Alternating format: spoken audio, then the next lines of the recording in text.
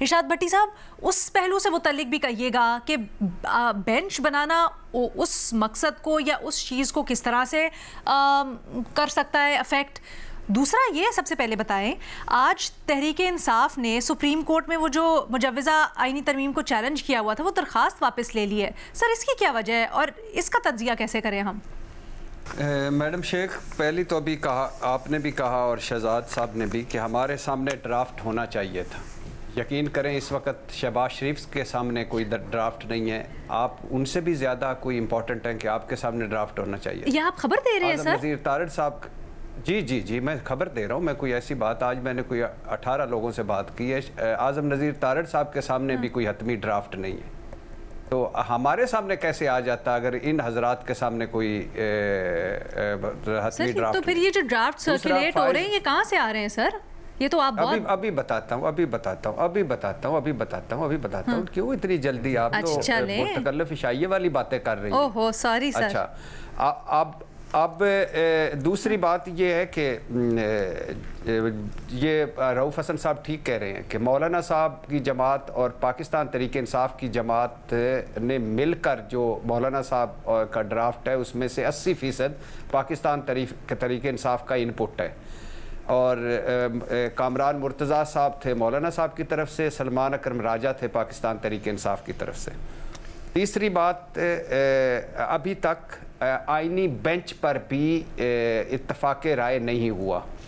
उसकी वजह यह है कि जैसे अभी तक इस वक्त तक जब हम और आप बात कर रहे हैं तो हतमी मुसवदा या हतमी तरामीम सामने नहीं आई। जैसे अभी तक इस वक्त तक हुकूमत नंबर गेम्स पूरी नहीं कर पा रही, जैसे इस वक्त तक और जब हम बात कर रहे हैं तो पीपल्स पार्टी का मुसवदा अलहदा है, उनमें कोई 12 पॉइंट्स पे इत्तफाक नहीं है। नून लीग का मुसवदा अलहदा है, उसमें कोई 11-12 पॉइंट्स हैं जिन पे इत्तफाक होना बाकी है। मौलाना साहब का मुसवदा बिल्कुल अलहदा है और पाकिस्तान तहरीक इंसाफ ने मुसवदा तैयार कर लिया है और वो आज किसी वक्त, अगर इस वक्त नहीं मुलाकात तो थोड़ी देर बाद मौलाना साहब से मिलने वाले हैं और वो डिस्कस करने वाले हैं। और मैं क्यों कह रहा हूँ कि अभी तक आईनी अदालत या अच्छा जो आईनी बेंच आप अभी बात कर रही थी ना, आईनी बेंच 5 जजेस पर मुश्तमिल होगा अभी तक ये जो सामने आया है। और वो जज होंगे, चीफ जस्टिस साहब की सवाबदीद हो गए कि वो 5 जज बनाएं और जो इस वक्त 190 आईनी और सियासी केस हैं वो उनके पास जाएंगे। अब उनको कितने इख्तियारात देने इस पर अभी कोई हतमी फ़ैसला नहीं हुआ। अच्छा, अभी तक मसला आईनी अदालत और आईनी बेंच में उलझा हुआ है। अभी तक बिलावल भुट्टो साहब मुकम्मल तौर पर नहीं माने और मौलाना साहब मुकम्मल तौर पर आईनी अदालत पे नहीं माने।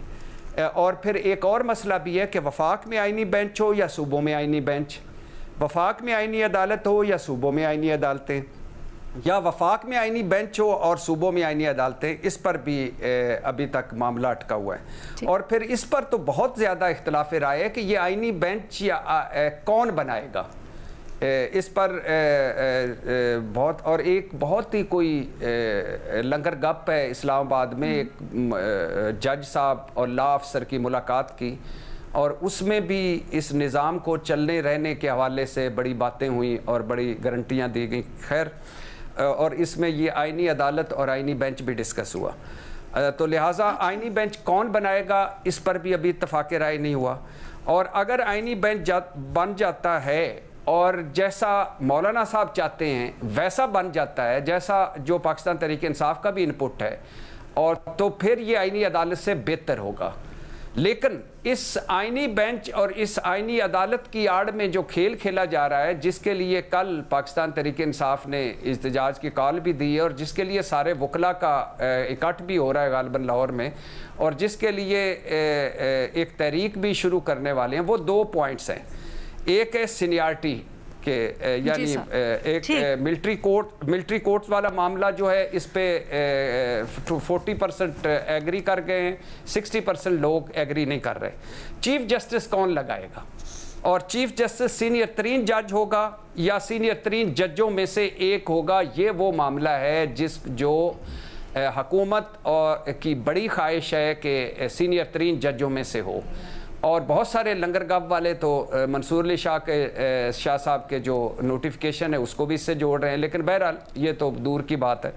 लेकिन इस पे बड़ा इख्तलाफ है कि चीफ जस्टिस सीनियर तरीन जज होना चाहिए और यकीनन होना चाहिए, इसमें कोई टॉप 3 नहीं होने चाहिए और किसी हुकूमत या पार्लियामेंट का इसमें कोई किरदार नहीं होना चाहिए, वरना ये आइन पर और आइन के इब्तदाइये पर और आज़ाद अदलिया पर हमला होगा। अच्छा, दूसरा जिस पे रोला पड़ा हुआ है वो है चीफ इलेक्शन कमिश्नर साहब बहादुर, मतलब 3 बादशाह, सिकंदर, सुल्तान, राजा, तो ये जो है इस पे भी अटका हुआ है। अब हुकूमत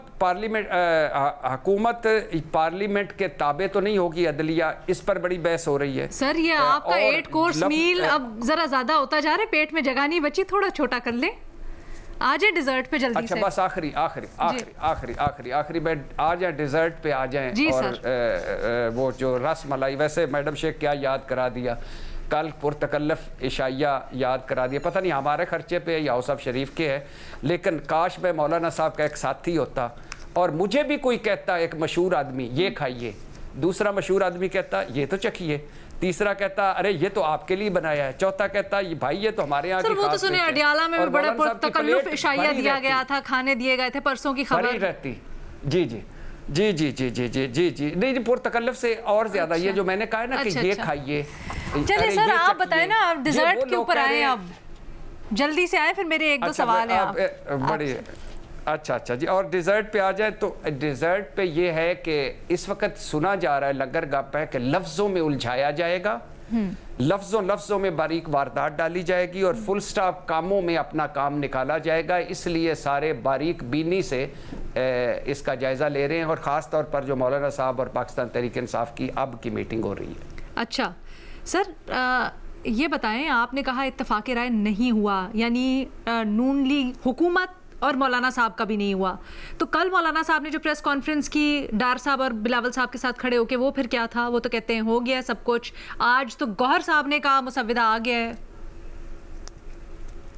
नहीं मैडम शेख, मुसव्विदा एक इतला है कि 54 नुकात पे है, एक इतला है कि 52 नुकात पे, एक इतला है कि 48 नुकात पे है, और इनमें से तकरीबन मैंने जैसे कहा है ना 60 to 80% एग्री हो गया है, जिसमें बाकी चीज़ें हैं, लेकिन जो 3-4 चीज़ें हैं जो जिसके लिए हुकूमत अभी कोशिशें कर रही है और जो वजह है इस पूरे आईनी तरमीम की, उस पे अभी इत्तफाक़ राय नहीं हुआ। अच्छा सर, ये बताएं, ये जो आपने गप बताई कि एक लॉ अफसर की मुलाकात हुई है किसी जज से, ये क्या खबर है? किससे मुलाकात हुई और क्या जमानत ली गई है, दी गई है, क्या बात हुई? मुझे क्या पता मैडम शेख, मैं तो लंगर का पैसे ही कह रहा था। नहीं तो बातें क्या हुई मुलाकात के अंदर? कोई चाय बिस्किट, कोई खाते तवाज़ो तो की होगी मैडम?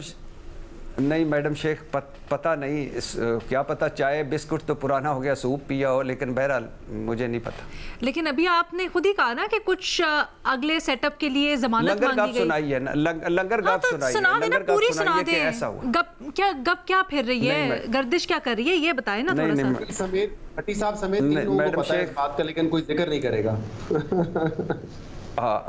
नहीं, हमें भी तो सुनाया करें ना, ये स्टोरियां हमें पता ही नहीं होती। यहाँ कराची में इतनी दूर बैठे हुए से रुजू करें आप, हमें तो पता चले ना कि क्या चल रहा है इस्लामाबाद की हवाओं में।